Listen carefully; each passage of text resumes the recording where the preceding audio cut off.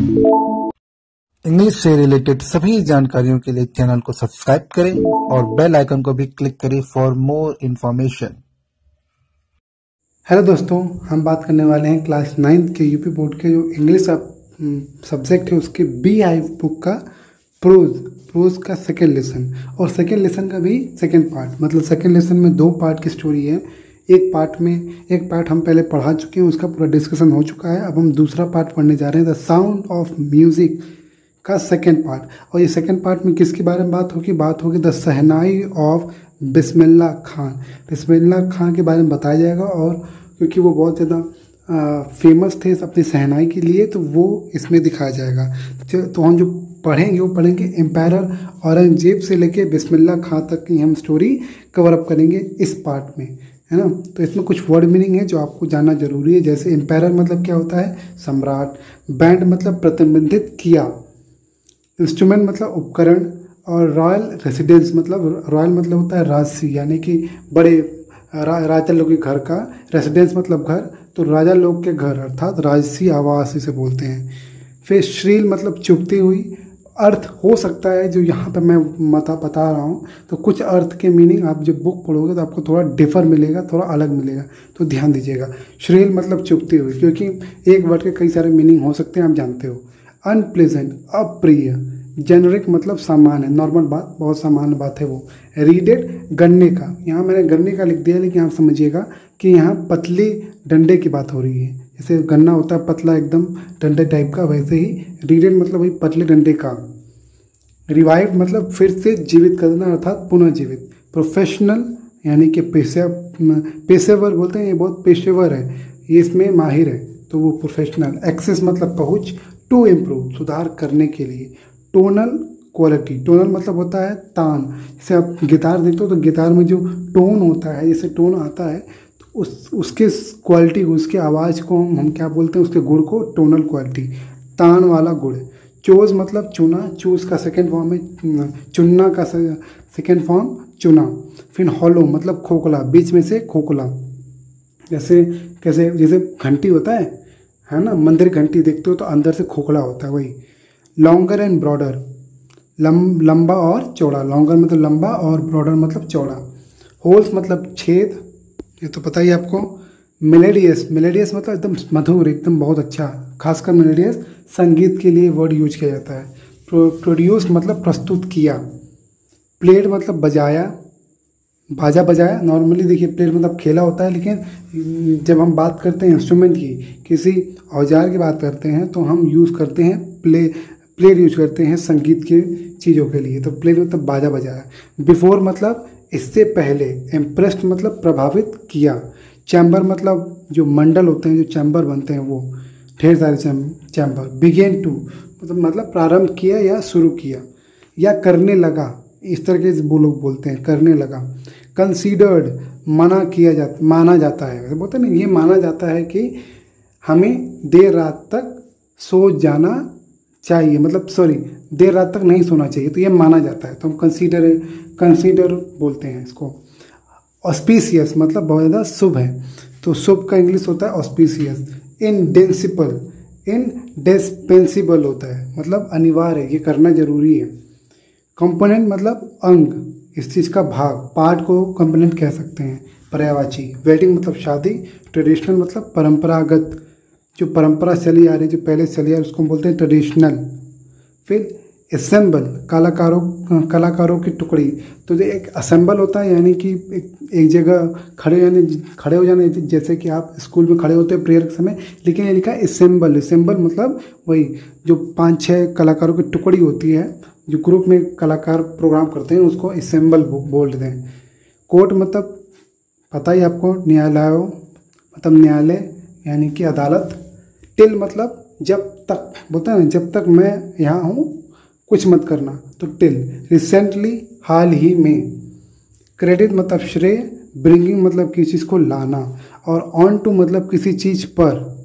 और classical stage यानी कि शास्त्रीय, क्लासिकल मतलब शास्त्रीय, और स्टेज मतलब मंच।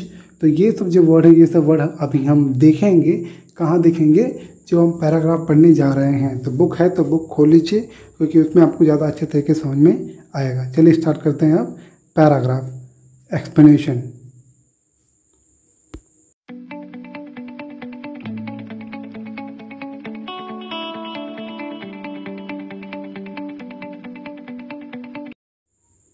ये है दोस्तों आपका second part, the shehnai of Bismillah खां।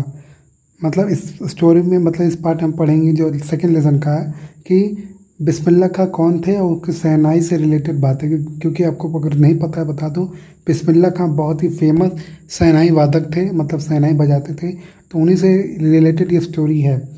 लिखा है shehnai is about the lesson पढ़ने जा रहे हैं हम अब। Shehnai is a very sweet musical instrument.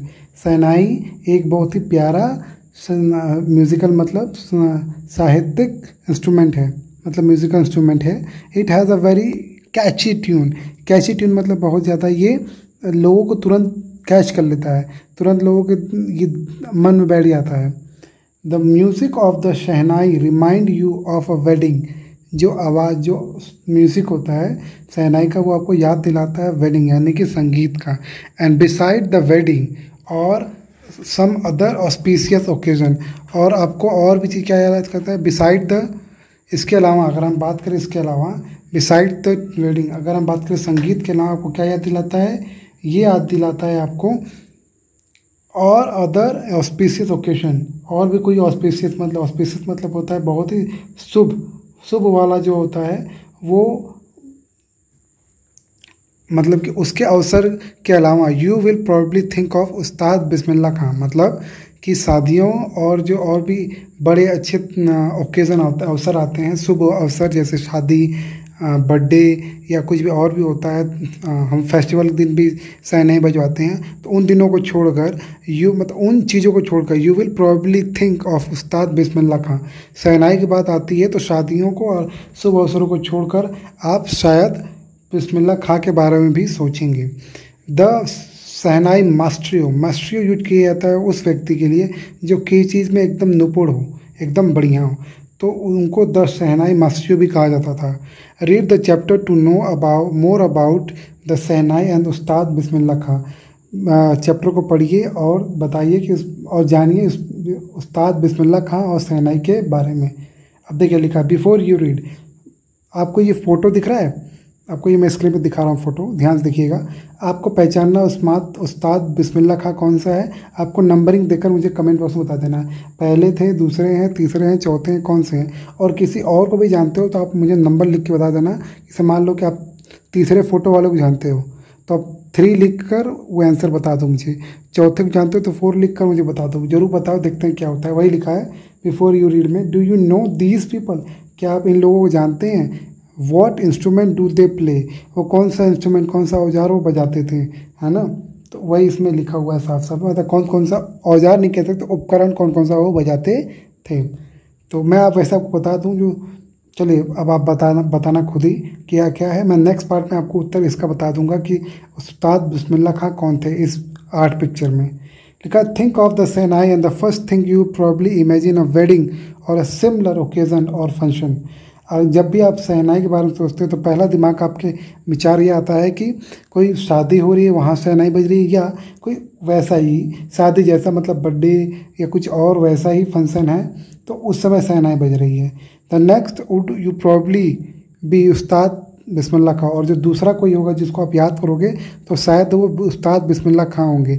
The शहनाई मास्ट्रियो, मतलब जो शहनाई के एकदम निपुण थे।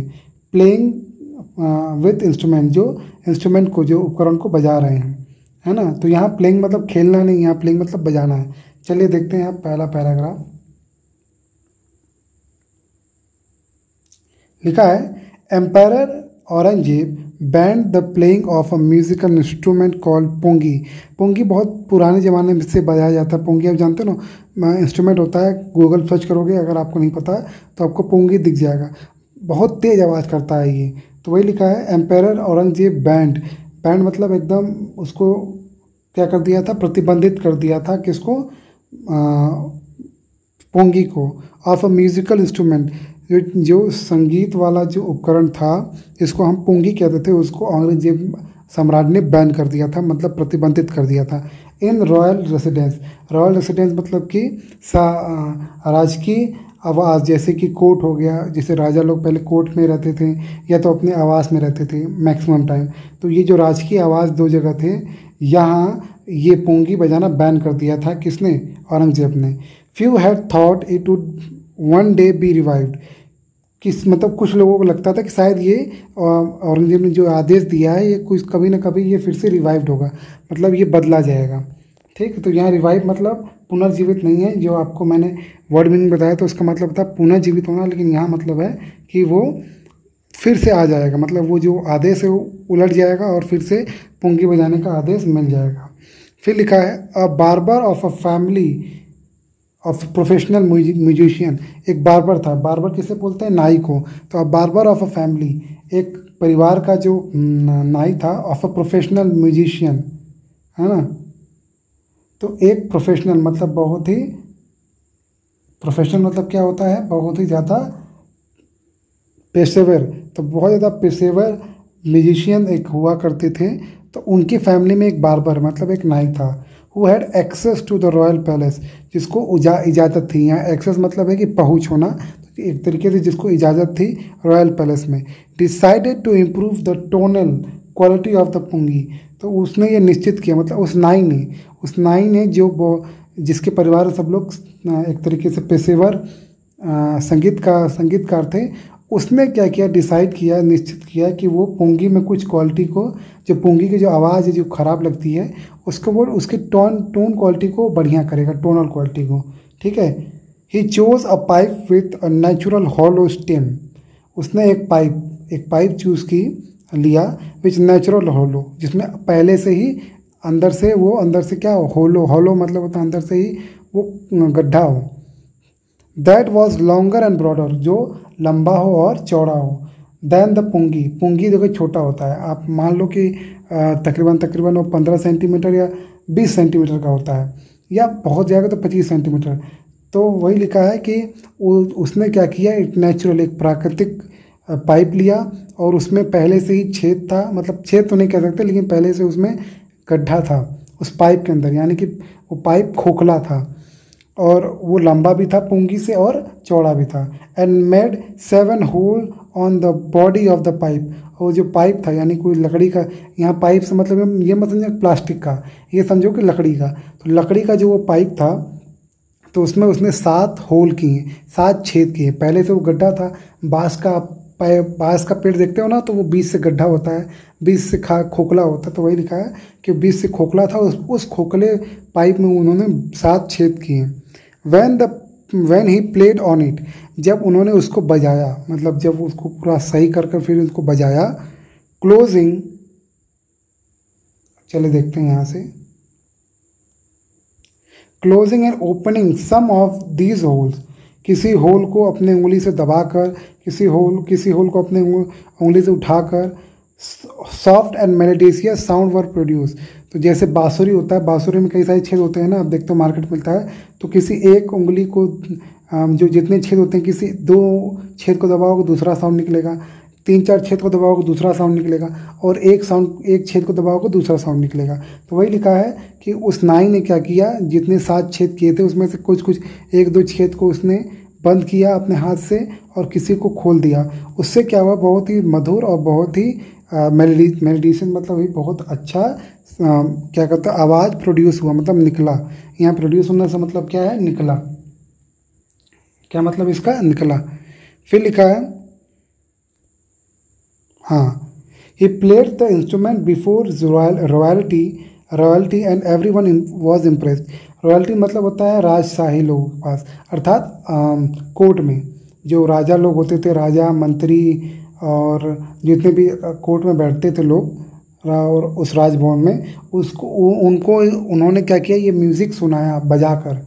एंड एवरीवन वाज इम्प्रेस्ड, और सभी लोग इम्प्रेस हो गए, सभी लोग क्या हो गए? खुश हो गए, प्रभावित हो गए बोल सकते हैं। The instrument so different from the pungi, जो इंस्ट्रूमेंट था वो पुंगी से बहुत ज़्यादा डिफरेंट था, अलग था। क्लियर हो गया यहाँ तक? Had to be given a new name, और क्योंकि वो पुंगी से अलग था इसलिए उसको नया नाम देना था।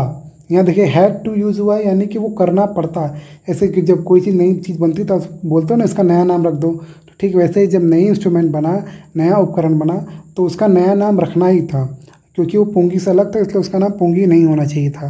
लिखा एज द स्टोरीज गोज, जैसे ये कहानी आगे बढ़ी, since it was first played in the Shah chamber, क्योंकि सबसे पहले, सिंस मतलब यहाँ मतलब है से, तो क्योंकि ये सबसे पहले शाह यानी कि औरंगजेब शाह कहते हैं, शाह के चैम्बर मतलब वही जो बोल सकते हैं कि जो अदालत था, तो जो चैम्बर था यानी कि मंडल बोल सकते हो, उस मंडल में पहली बार ये बजाया गया। एंड वॉज प्लेड बाई ए नाई, मतलब बार, क्योंकि वो नाई के द्वारा बजाया गया था, इसलिए शह और नाई दोनों को जोड़ दिया गया। इंस्ट्रूमेंट वॉज नेम्ड शहनाई, इसीलिए इस इंस्ट्रूमेंट का नाम क्या होगा, शह मतलब वही औरंगजेब शाह, वहाँ से शाह लिया गया और यहाँ से नाई, और दोनों को मिलाकर शहनाई बना दिया गया। आप फोटो देख सकते हो, पुंगी आप देख रहे हो यहाँ, जैसे बीन होता है, बीन जानते हो ना, जो सपेरे वाले लेते हैं वो बीन देखो कितना अलग है, और ये देखो शहनाई ये कितना अलग है। इसमें देखो ध्यान से देखो तो आपको 7 छेद मिलेंगे, है ना, 6 हैं, एक ऊपर है एकदम जो दिख नहीं रहा है, ब्लैक हो गया एकदम, तो 7 हैं, एक सबसे ऊपर है, फिर जो 6 तो आपको साफ साफ दिख रहे हैं, एक उसी के ऊपर रखा हुआ है, मतलब बना हुआ है। हिंदी अनुवाद देखते हैं। सम्राट औरंगजेब ने राजनिवास में पुंगी नामक वाद्य यंत्र यानी म्यूजिकल इंस्ट्रूमेंट बजाना प्रतिबंधित कर दिया, क्योंकि उसकी आवाज़ तीखी व कर्कश थी। पुंगी नरकट से बने शोर मचाने वाली सभी वाद्य यंत्रों का सामान्य नाम बन गया। शायद ही किसी ने सोचा होगा कि यह एक दिन पुनर्जीवित हो जाएगा। पेशेवर संगीतकारों में एक नाई, मतलब जब पेशेवर संगीतकारों की जो पूरी फैमिली थी, परिवार था, उसमें से एक नाई जिसकी राजमहल तक पहुंच थी, यानी कि वो राजमहल तक आता जाता था, वहाँ संगीत गाता था, ने पुंगी की स्वर ध्वनि की गुणवत्ता के में सुधार लाने का निश्चय किया कि भाई ये जब लोगों को खराब लगता है, चलो इसको सुधार किया जाए। उसने प्राकृतिक खोखले तने एक पाइप चुना जो कि पुंगी से लंबा व चौड़ा था, और पाइप देखो पुंगी की मतलब ये जो इस पाइप की बात की जा रही है, मैं ध्यान देखिएगा, जो पुंगी का ये देखिए जहाँ से मेन इंस्ट्रूमेंट जहाँ से आवाज़ आती है एकदम पतली वाली, उसकी बात हो रही है। देखो वो कितना चौड़ा है, वो पतला है ना, जबकि देखो ये शहनाई वो थोड़ा चौड़ा है और उसके केस में लंबा भी है। मैं बात कर रहा हूँ इस पार्ट की, ये जो आपको जूम करके दिखाया जा रहा है उस पार्ट की, ठीक है।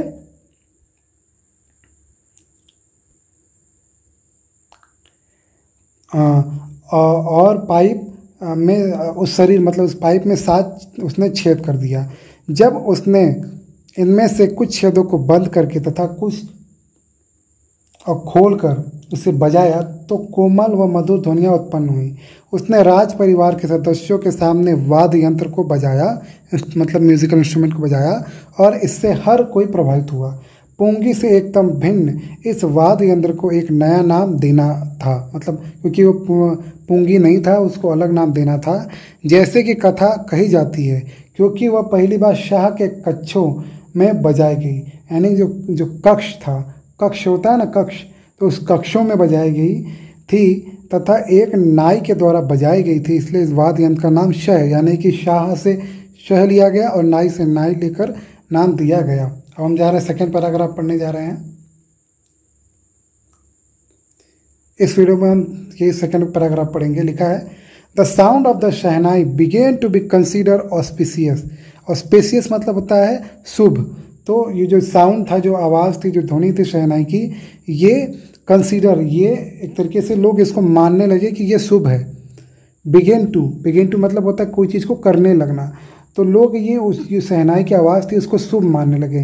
तो लोग अपने बर्थडे पे, अपने बच्चों के बर्थडे पे या कुछ भी शादी समारोह पे, या मान लो जो रिंग सेरेमनी होती है या कुछ भी कोई भी त्यौहार होने पर लोग शहनाई बजवाने लगे, क्योंकि लोग उसको क्या मानने लगे, शुभ मानने लगे। एंड फॉर दिस रीजन, इस कारण, it is still played in temple, इसी कारण लोग आज भी इसको टेम्पल मंदिरों में बजाते हैं। And it is an indispensable component of any north India wedding. देखो इनडेंसिबल मतलब इनडिस्पेंसिबल क्या होता है इसका मतलब, पहले डिस्पेंसिबल समझिए। डिस्पेंसिबल मतलब जिसको आप नज़रअंदाज कर सकते हो, और इनडिस्पेंसिबल मतलब जिसको आप नज़रअंदाज नहीं कर सकते हो। तो इसीलिए ये काफ़ी सारे मंदिरों में बजाया जाता है, और ख़ासकर नॉर्थ इंडिया, यानी कि आप नॉर्थ इंडिया बात कर रहे हो, यूपी, बिहार, दिल्ली, पंजाब का कुछ हिस्सा, है ना, मध्य प्रदेश का कुछ हिस्सा, तो ये जो पूरा रेंज था नॉर्थ इंडिया, यहाँ पर अधिकतर शादियों में ये अनिवार्य था, इसको आप टाल नहीं सकते थे। लोग ये शहनाई बजवाने लगे, अनिवार्य था। इन द पास्ट मतलब अतीत में, the shehnai was the part of the नौबत। नौबत क्या है, उस समय पहले मुग़ल राज करते थे, तो मुग़ल एक साल भर में या साल भर में क्या होता था, सभी जितने भी पुराने या जितने भी बोल सकते हैं परंपरागत जितने भी ट्रेडिशनल औजार मतलब उपकरण होते थे, साहित्यिक उपकरण, उनको बजाने वालों को बुलाते थे और उनसे संगीत गवाते थे अपने शाही कोर्ट में, यानी शाही दरबार में। वही लिखा है, the shehnai was part of the नौबत और ट्रेडिशनल असेंबल। या असेंबल मतलब समझिएगा जो गाना बजाने वाले जो ग्रुप बनाते हैं, तो गाना बजाने वाले जो ग्रुप पारंपरिक जो चलता आ रहा था, उसमें ये जो शहनाई था वो एक बहुत ही इम्पोर्टेंट पार्ट था। ऑफ 9 इंस्ट्रूमेंट, जो 9 उपकरण हुआ करते थे, उसमें से एक शहनाई हुआ करता था। फाउंड एट रॉयल कोर्ट, जो रॉयल कोर्ट यानी शाही दरबार में पाया जाता था। जो शाही दरबार में जो पारंपरिक जो भी फंक्शन होता था म्यूज़िक वाला, उसमें 9 इंस्ट्रूमेंट होते थे, उस 9 इंस्ट्रूमेंट में शहनाई होता था।